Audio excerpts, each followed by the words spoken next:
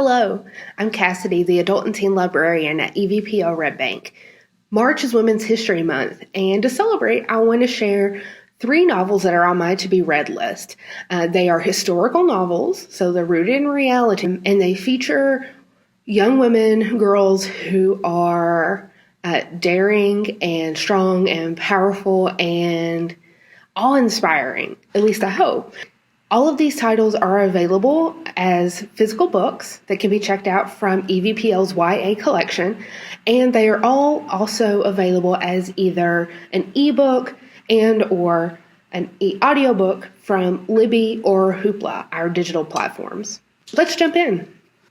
The first book I want to discuss is Bethany C. Morrow's So Many Beginnings. You might not know it from the title, but this book is a remix of Little Women. In Morrow's version of this story, the March sisters are 4 formerly enslaved young women, and in the wake of the American Civil War and after the Emancipation Proclamation, they are trying to build their lives as free people on Roanoke Island in North Carolina. What this story explores is what it means to be free, not just on paper, but in reality, in practice. This book is a part of the Remix Classics series, an ongoing series of classic literary tales that are being reinterpreted for a new generation by a group of diverse authors. These include A Clash of Steel by C.B. Lee, which is a retelling of Treasure Island,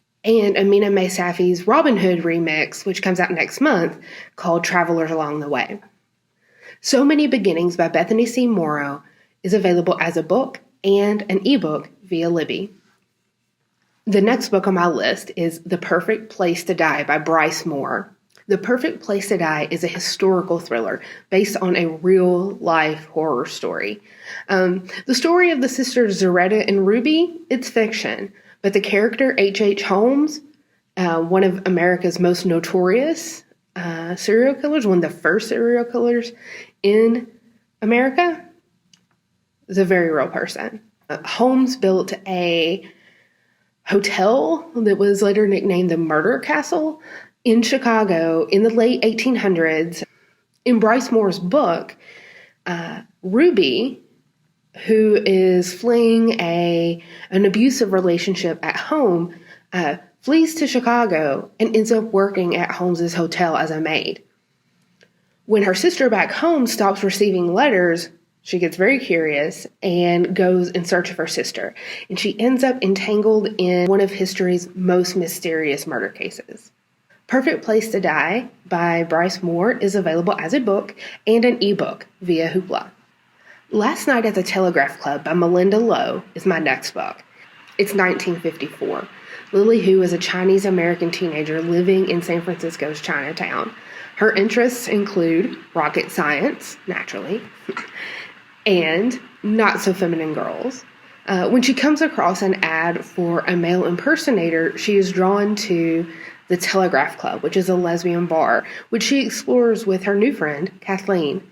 This LGBTQIA story features a slow burn romance, but also, and very much related, a serious conflict in self-discovery, as Lily tries to reconcile her identity as a lesbian and a Chinese American with the realities of the communist Red Scare and Lavender Scare. My understanding is that this novel is not for the faint of heart, but that it was one of the best books to come out last year.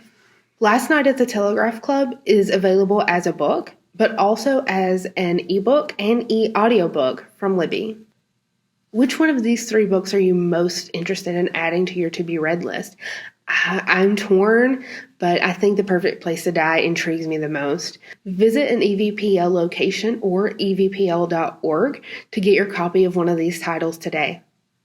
Happy Women's History Month.